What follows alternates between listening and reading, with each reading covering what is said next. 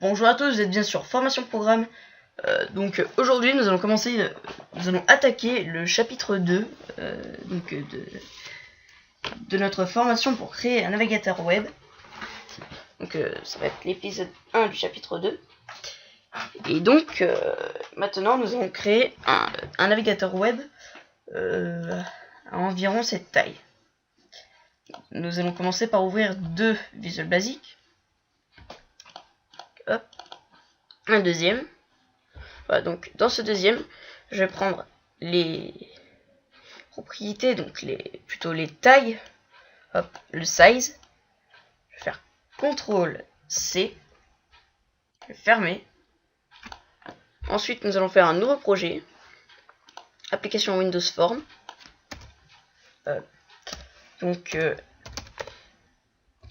Navigateur formation.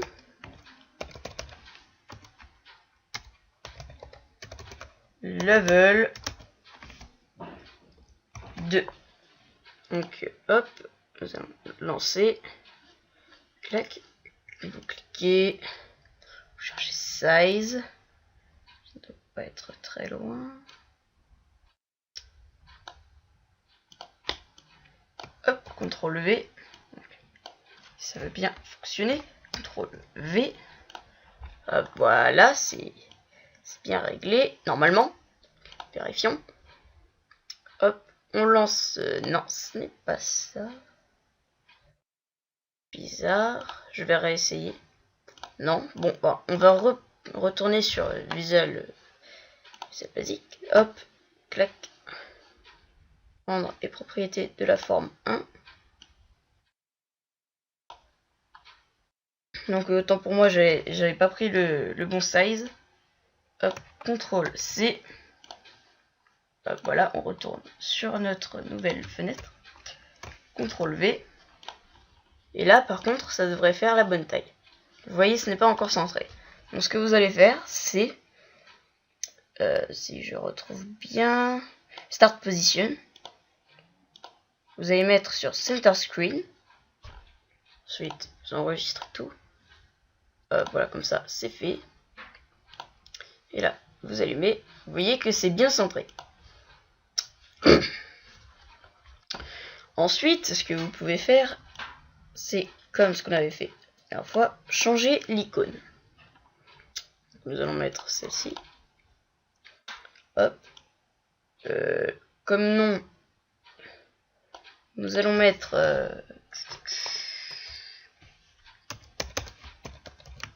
formation navigue. Formation navigue. Voilà, on change un peu le nom. Pour ce qui est de ça, c'est bon. Ensuite, ce que nous allons faire, c'est prendre un picture box. Le mettre ici. Hop là, voilà, il est bien placé. On va faire à peu près cette taille. Hop là. Voilà. Ensuite, nous allons faire background, machin truc bidule. Donc, vous prenez soit une couleur, soit... les couleurs, c'est juste au-dessus. Soit une photo. Donc, nous allons faire... nous allons prendre... imaginons peut-être celui-ci.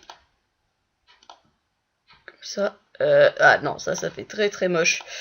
Très moche, c'est trop bizarre. Peut-être lui. Possible. Non, ça fait trop trouble, trop bizarre.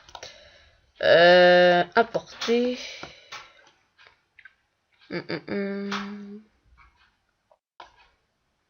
Non, pas ça, c'est ce que j'ai sur mon site. Essayons avec ça. Oui. Ouais, on va faire comme ça. Ensuite, on va faire CTRL C, CTRL V. Donc pour ceux qui se demandent pourquoi je dis CTRL, en fait CTRL c'est ce que certains appellent CTRL parce qu'ils écrivent comme ça sur les touches de Windows. Donc voilà, je précise. Donc ça en fait c'est pour l'esthétique ou alors si vous voulez marquer des informations et tout ça. Donc vous voyez, ça fait vraiment tout le long là. Si vous lancez, ça fait comme ça. Donc vous me direz, pour le moment, ça ne sert à rien. Donc on va faire plusieurs choses. Donc un bouton, tout d'abord. Hop, on va faire un bouton de cette taille. Clac. Ensuite, on va faire CTRL-C, CTRL-V, CTRL-V. Donc un autre comme ça. Et un que l'on va mettre comme ça, à peu près. Ensuite, hop, lui, CTRL-C, CTRL-V.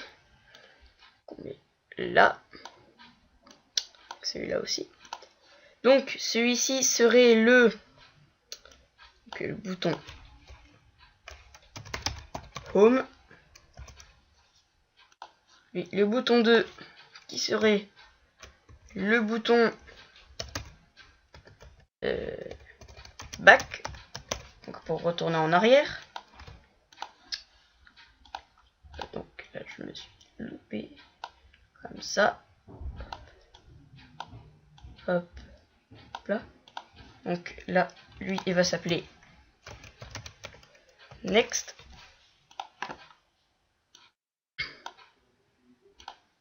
Je vais le rétrécir un petit peu. Voilà, comme ça. Oups. Non. Désolé.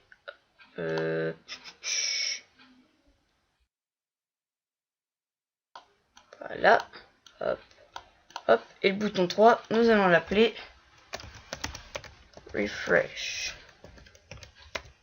Et d'ailleurs, au final, je l'ai bien fait tout ça. Parce que au moins, il va être bien placé. Donc voilà. Ça fait le bouton 1, bouton 2, bouton 3 et bouton 4. Ensuite, donc, je vais regarder. Ouais. On va commencer à les programmer. Donc lui, ça va être... oui, non, en fait, on va attendre d'avoir le... Enfin, on va commencer par mettre un web browser parce que sinon ça va pas vouloir en fait. Je pense que ça va nous afficher une erreur ou quelque chose dans le genre. Excusez-moi, j'ai un peu de mal à parler. Hop là. Et on descend comme ça. Voilà. Ensuite, on met URL http google.com/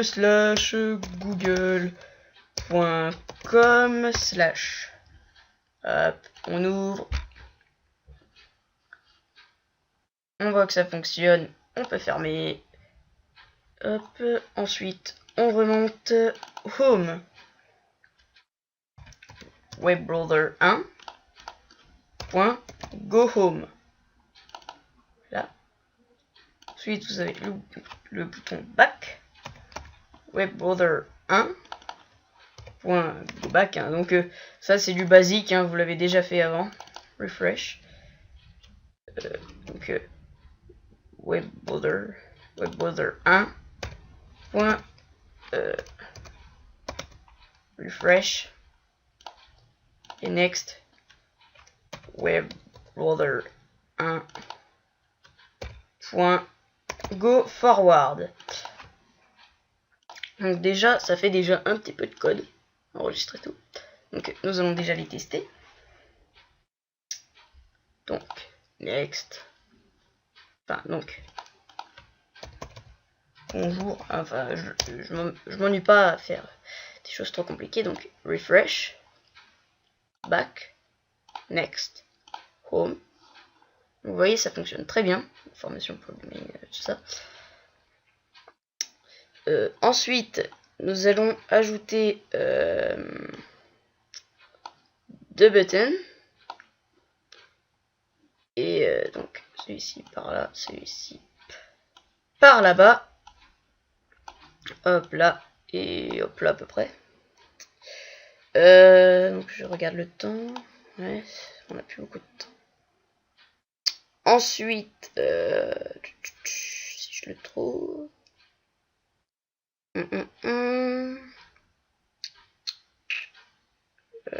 où sont-elles? Textbox. Là, voilà, je prends deux. 1 et 2. Clac, je la mets à peu près là. Et hop, je regarde ce que ça donne. Déplacer un tout petit peu sur la gauche. Hop là. Parfait. Ensuite, bouton. Hop, je vais le mettre comme ça. Comme ça. Hop. Je vais le rapetisser un petit peu. Je vais l'aligner. Je vais le renommer Validate URL.